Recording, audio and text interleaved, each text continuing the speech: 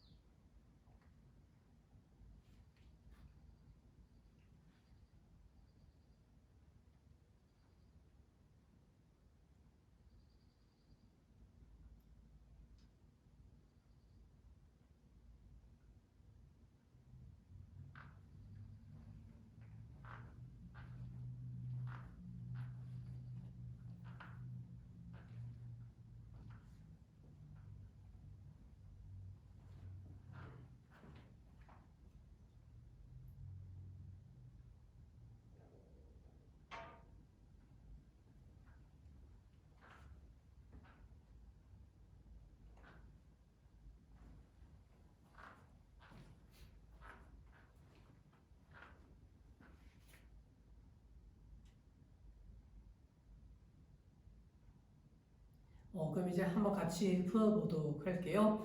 제일 처음 이제 문제 1번. 문제 1번은요. 재무제표는 현재 및 잠재적 재무제표 이용자의 경제적 의사결정에 어떠한 정보를 제공하여야 한다. 어떠한 정보를 제공하는 거죠?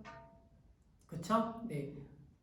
재무회계의 목적은 유용한 정보를 제공하는 것이 되겠죠. 그래서 가로 안에 들어갈 말은 유용이 들어가면 되겠죠. 유용 이렇게 적으면 되겠죠. 그래서 1번은 유용.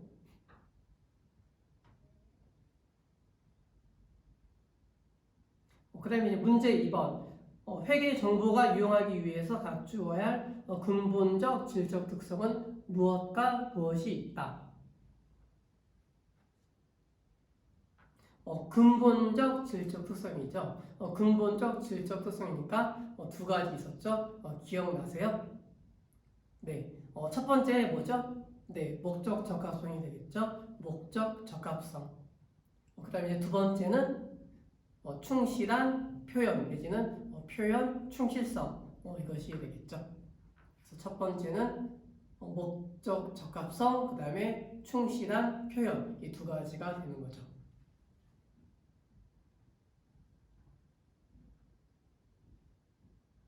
그 다음에 이제 문제 3번. 무엇이란 어느 정도의 지식을 가지고 있는 정보 이용자는 기업의 경영활동과 회계 처리 과정을 이해될 수 있도록 회계 정보가 작성, 보고되어야 한다는 특성을 말한다. 뭘까요? 그쵸? 네, 이해 가능성이 되는 거죠. 이해 가능성. 그래서 3번 답은 이해 가능성이라고 적으면 되겠죠.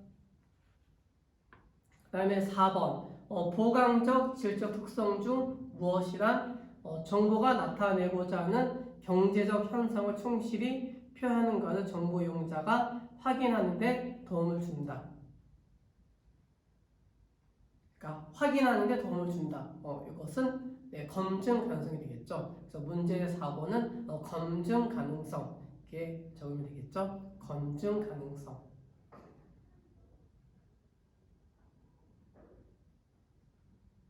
네, 문제 5번.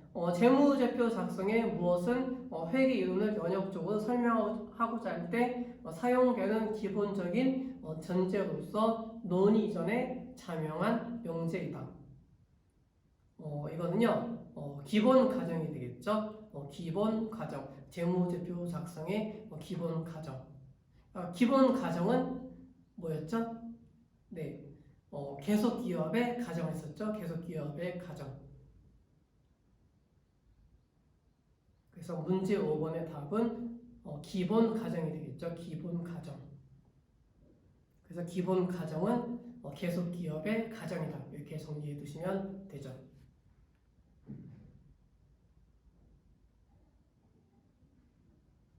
그 다음에 문제 6번. 복식 부기에서 거래되는 차변 요소와 대변 요소가 동시에 발생하고 그 금액이 언제나 일치하는 관계를 무엇이라고 하죠?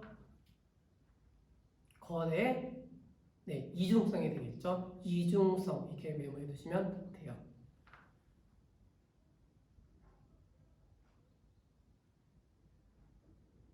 그 다음에 이제 7번. 현금의 수입과 지출 등의 자산 변동 내역과 그 발생 원인을 함께 분류 기록함으로써 하나의 거래를 두 가지 측면에서 기록하는 장부 기록 방법. 뭐였죠? 이게 부기는 단식 부기, 그 다음에 복식 부기 이게 구분하게 되겠죠. 그래서 문제 7번의 답은 복식 부기가 된다. 이렇게 정리하시면 되죠. 이제 문제 1번 정리되셨죠? 그다음에 문제 2번 이제 회계 순환 과정에 대한 문제가 나오죠. 문제 2번 풀어보세요. 5문제 나오죠. 5문제 지금 풀어보세요. 읽어보시고 풀어보세요.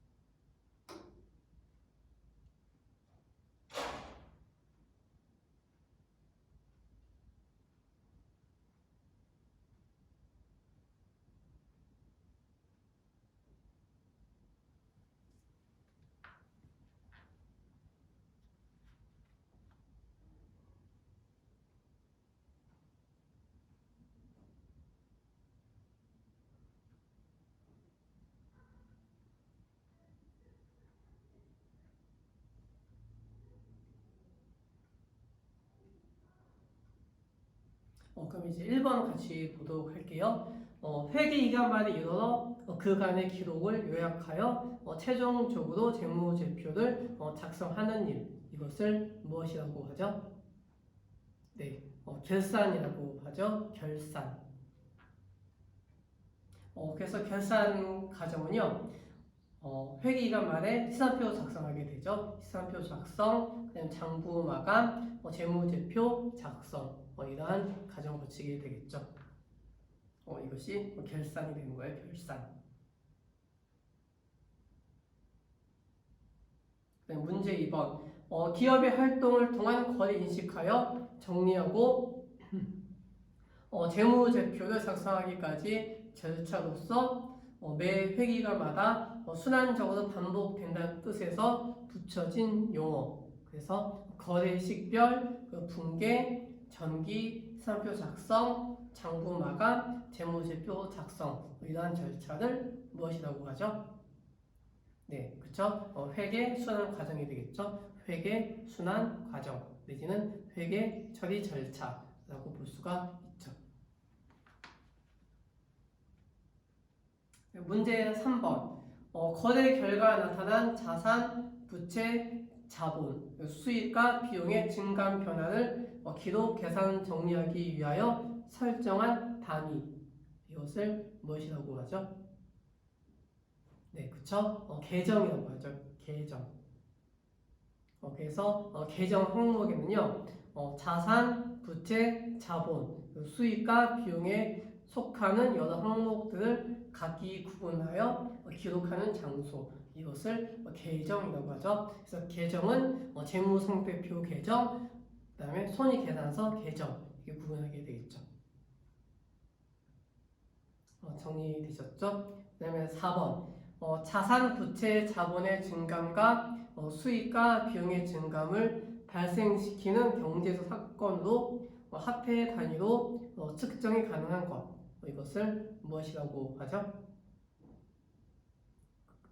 그 뒤에 계속 읽어보시면 화폐 단위로 측정이 불가능한 것 내지는 계약이라든지 주문, 약속, 사원 채용 이런 것은 무엇이 아니다 라고 했었죠. 뭐였죠? 네, 회계상 거래가 되겠죠. 회계상 거래. 4번의 답은 거래가 되겠죠. 네, 문제 5번. 분계 내용을 총 계정 원장의 각 계정에 옮겨 적는 절차. 이것을 무엇이라고 하죠? 그쵸? 전기가 되겠죠. 그래서 5번의 답은 전기. 이렇게 정리하시면 되겠죠.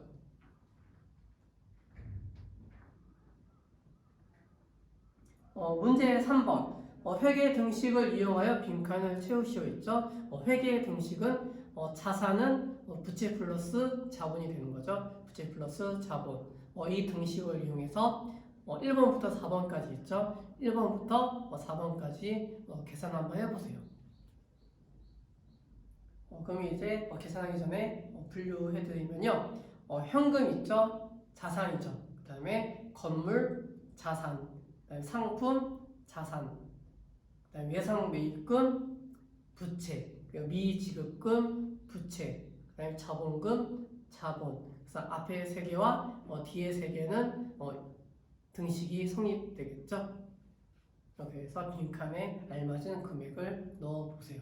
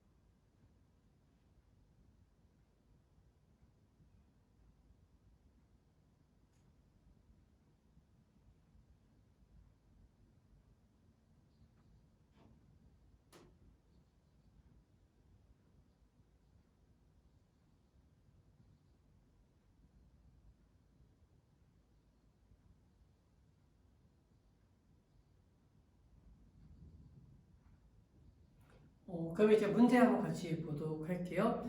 제일 처음 이제 현금 금액은 얼마가 나오죠? 네, 70만 원 나오게 되죠. 70만 원. 1번 현금 70만 원. 그 다음에 이제 2번 외상 매입금 금액은 얼마죠? 네, 그쵸? 35만 원 나오게 되죠. 35만 원. 그 다음에 문제 3번 건물 금액 나오죠. 건물 금액은 네, 130만 원 나오게 되죠. 130만 원. 그 다음에 4번 미지급금 금액은 얼마나 나오죠? 네, 80만 원 나오게 되죠. 80만 원. 이렇게 메모해 두시면 되는 거죠.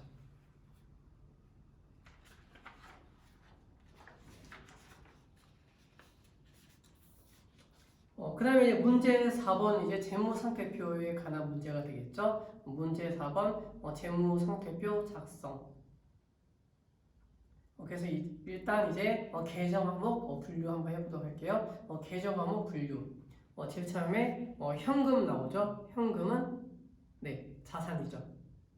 그다음에 단기 매매 증권 자산, 매출 채권 자산, 그리고 단기 대여금 자산, 그리고 미수금 자산, 건물 자산, 비품 자산, 차량 운반구 자산, 토지 자산. 그다음에 매입 채무 부채, 단기 차입금 부채, 미지급금 부채, 그리고 자본금 자본 이렇게 분류하시면 되는 거죠. 그래서 자산 금액은 차변, 그다음에 부채와 자본은 대변 이렇게 기록해 주시면 되겠죠. 한번 기입을 한번 해보시겠어요?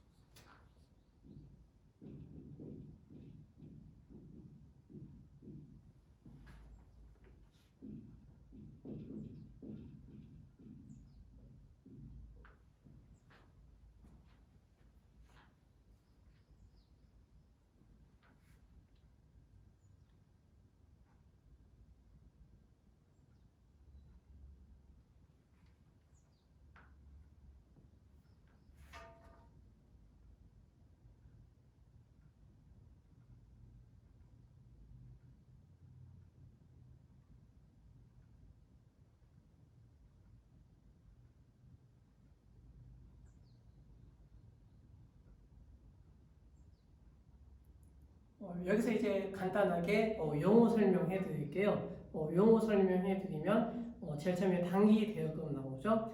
단기 대여금은 빌려주는 것이 되겠죠. 대여해준다. 그러니까 대여해줬으니까 대여해주고 나중에 받을 권리가 발생하는 것.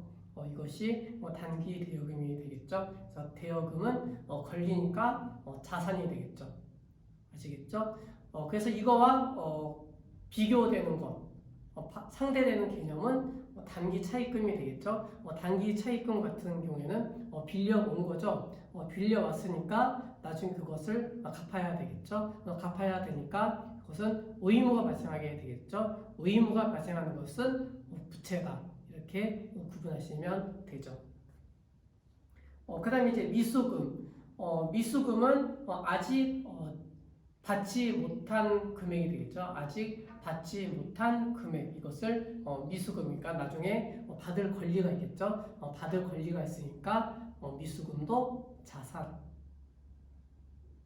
그 다음에 이제 미지급금. 미지급금 같은 경우에는요, 아까 미수금과 상대되는 개념이 되겠죠. 그러니까 지급할 금액이 있는데 아직 지급하지 않은 금액, 그 금액을 미지급금이라고 하죠. 그래서 미지급금은 부채, 의무가 발생하겠죠. 그러니까 부채다. 이렇게 정리하시면 돼요.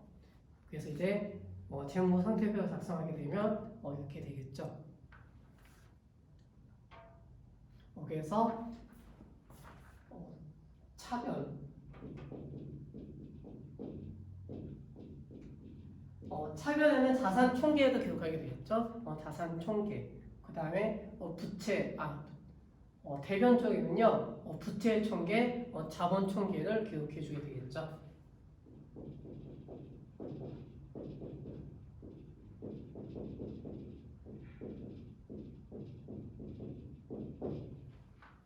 그래서 자산 총계와 부채 자본 총계는 항상 일치하게 되겠죠. 그래서 차변 합계를 내게 되면 560만 원 나왔죠. 560만 원이니까 대변 합계도 560만 원 이렇게 나오게 되겠죠. 그래서 차변 합계와 대변 합계는 항상 일치한다. 그래서 항상 일치하는 것은 어떤 원리였죠? 그쵸? 대차 평균의 원리라고 하죠. 대차 평균의 원리. 그래서 이것을 정리하게 되면 차이가 나게 되겠죠. 차이가 나는데 그 차이 금액만큼이 이익잉여금이 되겠죠. 그래서 이익잉여금은 100만 원 이렇게 나오게 되죠. 정리되셨죠?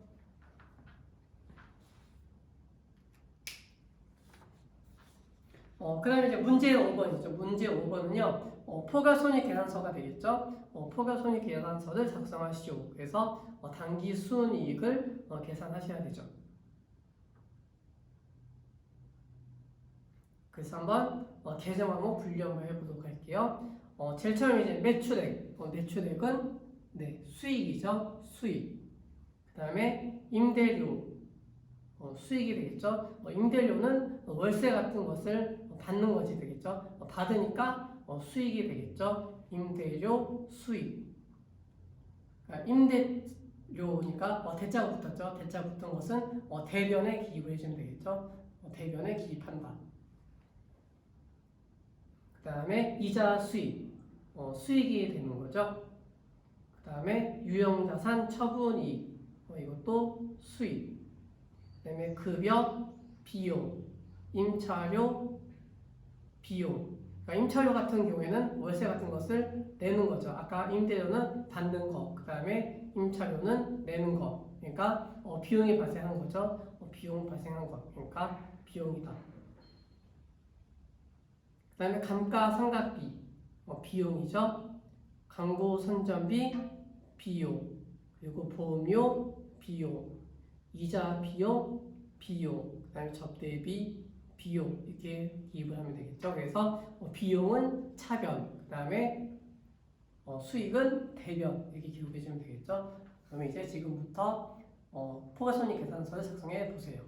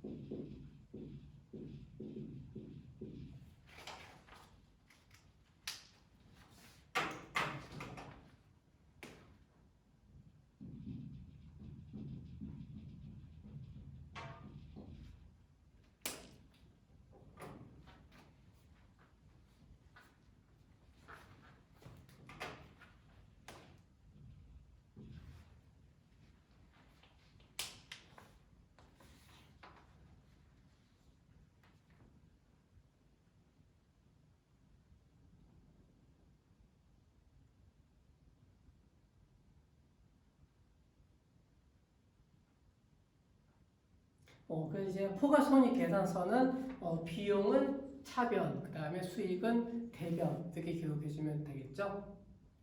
이렇게 해서 이제 합계를 내게 되겠죠. 그러면 대변 합계 내게 되면 139만 원 이렇게 나오게 되죠. 그러면 차변 합계도 대차 평균의 원리에 의해서 139만 원 이렇게 나오게 되는 것이죠.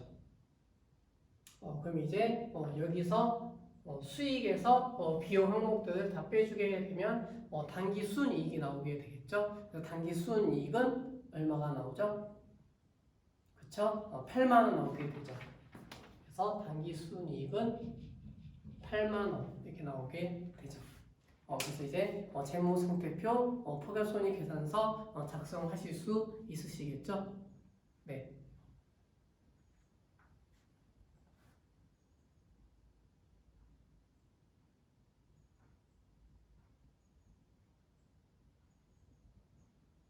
그 다음에 문제 6번이죠. 문제 6번은 이제 한국채택국제의 기준의 재무제표의 종류를 설명하고 간략하게 설명하시오. 재무제표에는 네 가지가 있죠. 일단 네 가지 분류 한번 해보세요. 네 가지는 무엇이 있었죠? 네, 자산, 부채, 자본이 나타나는 재무상태표가 있었죠. 첫 번째 재무상태표. 다음에 두 번째는 네, 수익과 비용이 있죠. 수익과 비용을 나타내는 포괄손익계산서 이것이 있었죠. 그다음 이제 세 번째는 현금표가 있죠. 현금표는 그쵸? 기업이 경영활동을 하면서 현금의 유입과 유출 금액을 통해서 현금이 얼마 남아 있는지 그것을 파악하는 보고서가 현금표가 되겠죠. 그래서 현금표에는 크게 세 가지가 있어요. 첫 번째는 영업 활동으로 인한 현금이 있겠죠. 영업 활동으로 인한 현금 흐름. 두 번째는 투자 활동으로 인한 현금 흐름. 그 다음에 세 번째는 재무 활동으로 인한 현금 흐름. 이렇게 세 가지가 있죠. 이런 세 가지가 있다. 이렇게 정리하시면 되겠죠. 그 다음에 이제 자본 변동표. 자본 변동표는 자본에는 5가지 항목이 있었죠. 기억나세요? 네, 제일 처음에 네, 자본금 있었죠. 자본금. 그 다음에 두 번째 자본 잉여금. 세 번째 자본 조정. 그 다음에 네 번째 기타 포괄 손익 누계. 그 다음에 다섯 번째 번째, 이익, 잉여금. 이게 5가지가 있었죠. 이러한 5가지에 대한 자본의 변동 내역을 나타내는 것이 자본 변동표다. 이렇게 정리하시면 되겠죠. 그래서 재무지표는 4가지가 있죠. 첫 번째는 재무상태표, 두 번째는 포괄손익계산서, 세 번째는 현금흐름표, 네 번째 자본 변동표가 있다. 이렇게 정리하시면 되겠죠. 네.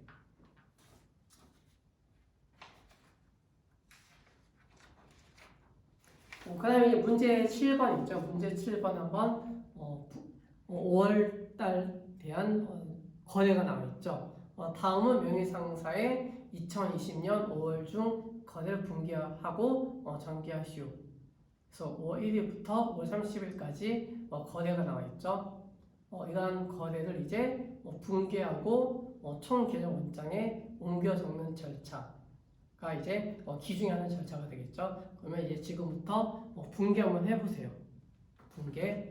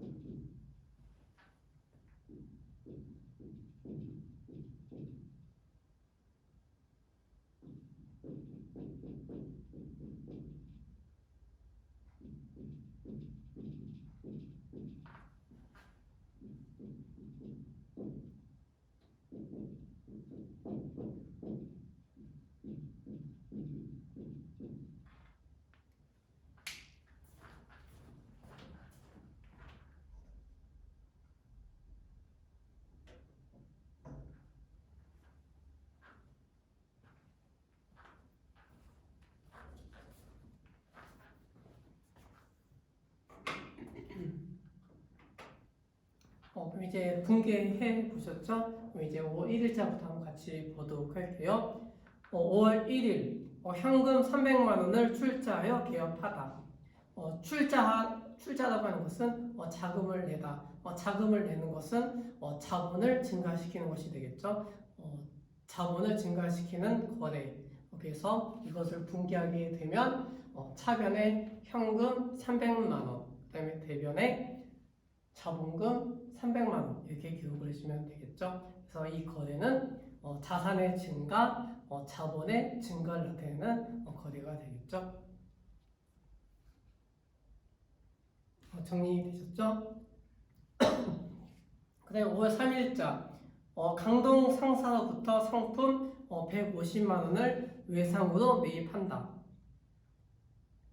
상품을 이제 사왔죠. 상품 사왔으니까 자산의 증가. 자산의 증가는 차변. 그래서 차변에 상품 150만 원 이렇게 기록해주면 되겠죠. 자산의 증가. 그다음에 이제 외상 매입했죠. 상품 외상 매입한 것은 부채가 증가했죠. 부채 증가한 것은 대변이죠. 그래서 대변에 외상 매입금 150만 원 이렇게 기록을 해주면 되는 거죠. 정리되셨죠? 그다음에 7일자 비품을 180만 원에 현금으로 매입하다. 비품이라는 자산을 사왔죠. 자산의 증가 차변. 차변에 비품 180만 원 이렇게 기록해 주면 되겠죠. 비품을 사는데 이제 현금을 주고 샀죠. 현금 준 것은 자산의 감소. 자산의 감소는 대변. 대변에 현금 180만 원 이렇게 기록을 해주면 되겠죠. 그 다음에 15일 명의상사가 원가 120만 원의 상품을 240만 원에 매출하고 대금은 현금으로 받다. 그래서 현금 받은 금액이 240만 원 되겠죠. 그러니까 자산의 증가. 그래서 차변에 현금 240만 원. 그 다음에 이제 대변 쪽에는 상품이 나갔죠. 상품 나간 것은 자산의 감소. 그래서 대변에 상품 120만 원을 기록해 주면 되겠죠. 그러면 대차가 안 맞죠? 차변과 대변 차이가 발생했어요. 그것이 수익이 되겠죠. 수익이 되니까 수익의 발생은 대변. 그래서 대변에 상품 매출이익 120만 원 이렇게 기록을 해주면 되죠. 그래서 이제 15일자는요, 다른 분계가 있어. 다른 분계하게 되면요,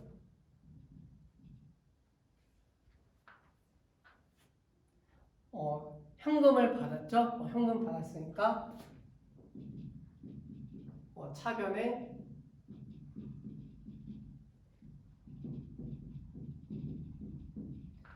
현금 240만 원 이렇게 기록을 해주게 되겠죠. 차변에 현금 240만 원 이렇게 기록을 해주고요.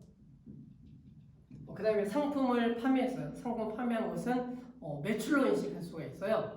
매출로 인식하게 되니까 대변에는 매출 이렇게 기록해 주게 되겠죠. 매출 240만 원 이렇게 기록을 해줘요.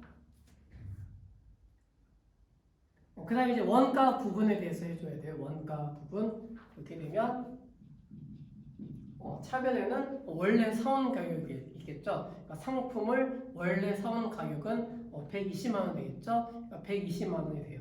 그래서 이것은요 매출 원가가 되겠죠. 그래서 매출 원가 120만 원 이렇게 되겠죠. 그다음에 이제 대변에는 상품이 나갔겠죠. 상품 나간 것이 120만 원 나갔죠. 그래서 여기 들어갈 것은 상품 이렇게 되는 거죠. 이것도 정리해 두세요.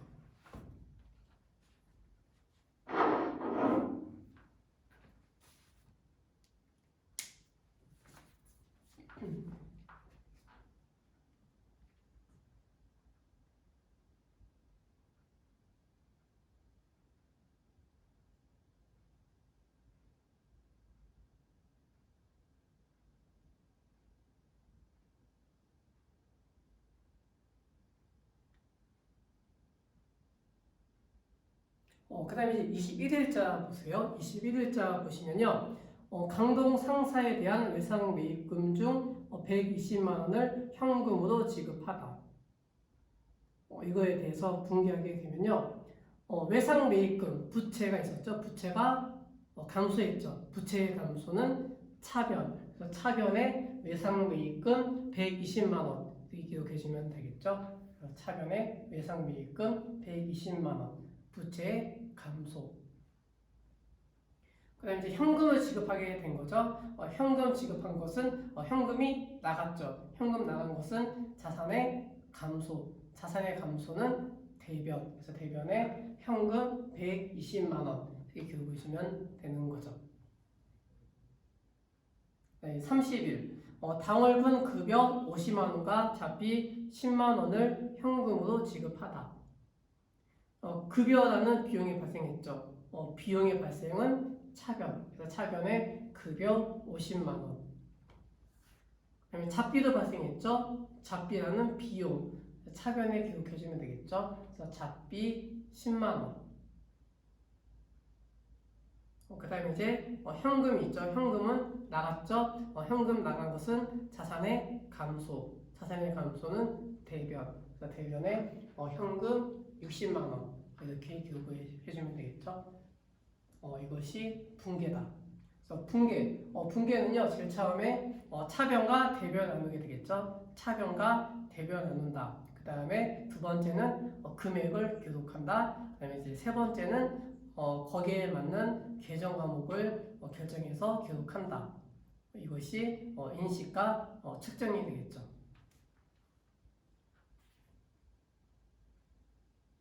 이렇게 해서 이제 분개까지 정리했고요. 그 다음에 이제 전개가 나오죠. 전개 한번 해보세요.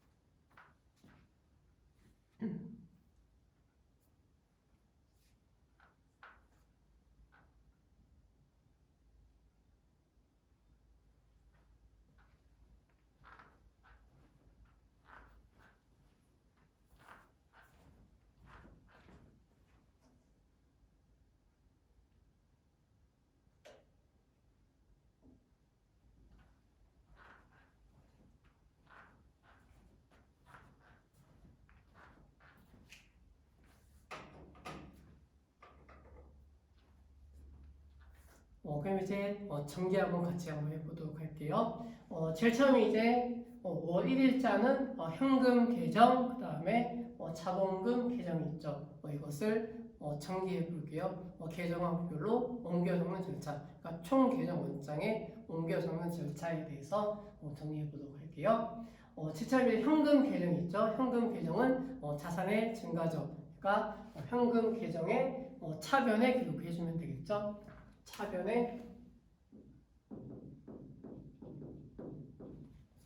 300만 원 이렇게 기록해 주면 되겠죠. 그 다음에 자본금 계정 있죠. 자본금은 자본이죠. 자본의 증가. 그럼 자본금 계정에 대변 쪽에 기록을 해주면 되겠죠. 대변에 300만 원.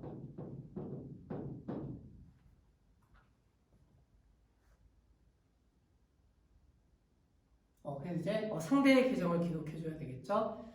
현금의 상대의 계정은 자본금.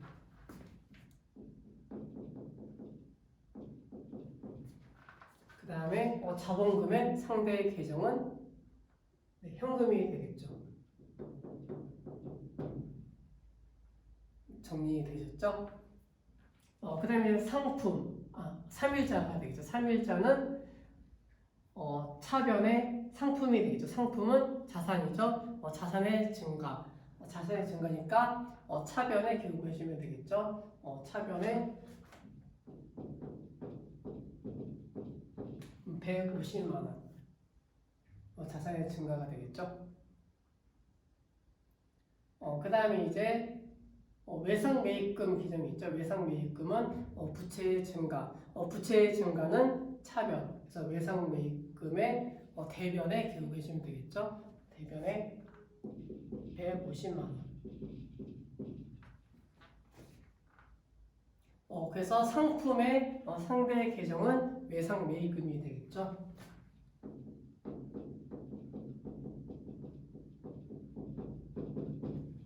그 다음에 이제 외상매입금의 상대 계정은 상품.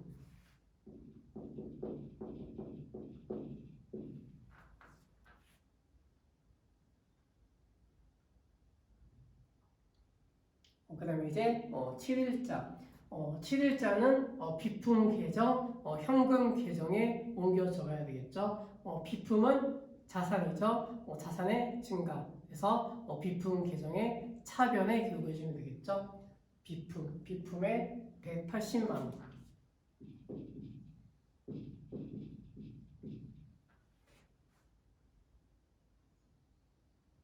그 다음에 이제 현금이 있죠. 현금은 자산의 감소. 그래서 현금 계정에 대변에 기록해 주시면 되겠죠.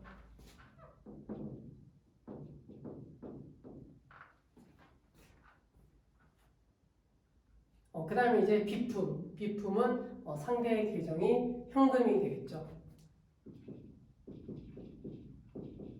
그 다음에 이제 현금의 상대 계정은 비품.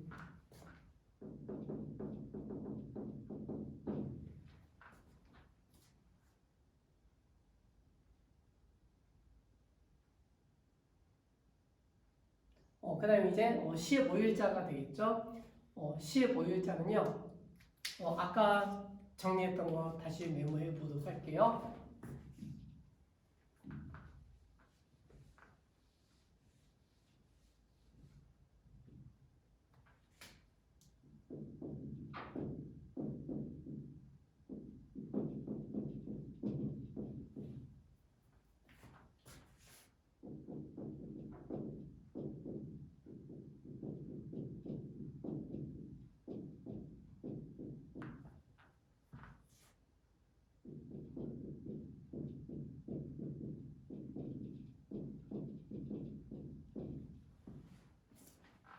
이렇게 정리할 수가 있겠죠. 그럼 이제 현금, 현금은 자산의 증가가 되겠죠. 그러니까 240만 원을 차변에 기록을 해주면 되겠죠. 그 다음에 이제 매출은 수익의 발생이 되겠죠. 수익의 발생은 대변에 240만 원.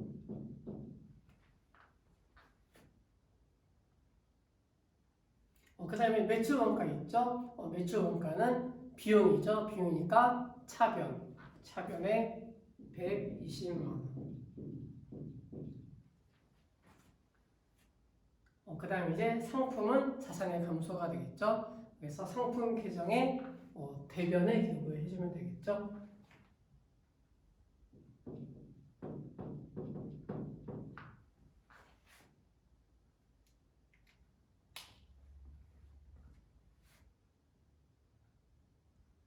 그럼 이제 상대 계정 볼게요. 현금의 상대 계정은 2개 이상이 되겠죠. 2개 이상이니까 네, 제일 좌라고 쓰면 되겠죠. 그 다음에 매출도 상대 계정이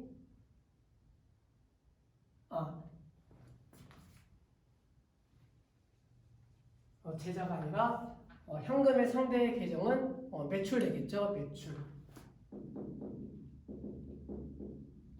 그 다음에 매출 상대 계정은 현금이 되겠죠. 그 다음에 매출 원가 상대 계정은 상품. 그 다음에 상품의 상대 계정은 매출 원가가 되겠죠.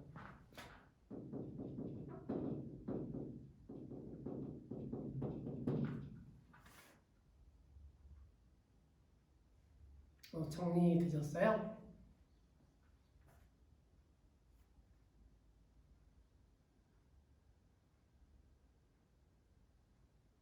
그 다음에 이제 21일자. 21일자는 외상 매입금 계정, 그 다음에 현금 계정, 이 두 가지가 있죠. 두 가지가 있는데 외상 매입금이라는 계정이죠. 그러면 외상 매입금에 옮겨 적어야 되겠죠. 부채의 감소가 되겠죠. 부채의 감소는 차변에 120만 원. 현금이죠. 현금은 자산의 감소가 되겠죠. 그래서 자산의 감소 대변에 120만 원 이렇게 기록해 주시면 돼요. 그래서 외상 매입금의 상대 계정은 현금이 되겠죠. 그래서 현금. 그 다음에 이제 현금의 상대 계정은 외상 매입금이 되겠죠.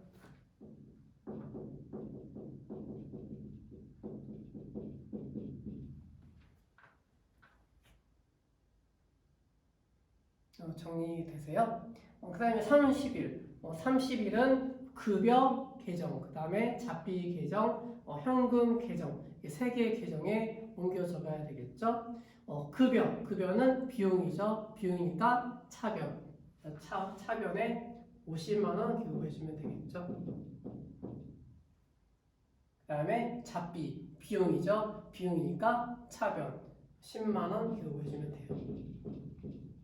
그 다음에 이제 현금은 자산의 감소니까 현금 계정에 대변에 기록해 주면 되겠죠. 대변에 60만 원. 그래서 이제 상대 계정을 기록해 줘야 되겠죠. 급여의 상대 계정은 네, 그쵸, 현금이 되겠죠. 그 다음에 잡비의 상대 계정도 현금. 그 다음에 이제 현금의 상대 계정은 급여와 잡비 두 가지가 되겠죠. 두 가지 이상이 되면 제좌 이렇게 쓰면 되겠죠. 이렇게 기록해 주시면 되는 거죠. 이렇게 옮겨 적는 절차를 전기라고 하죠. 정리가 되셨나요? 그래서 이제 오늘까지 해서 이제 회계 기초 이론에 대해서 정리했고요.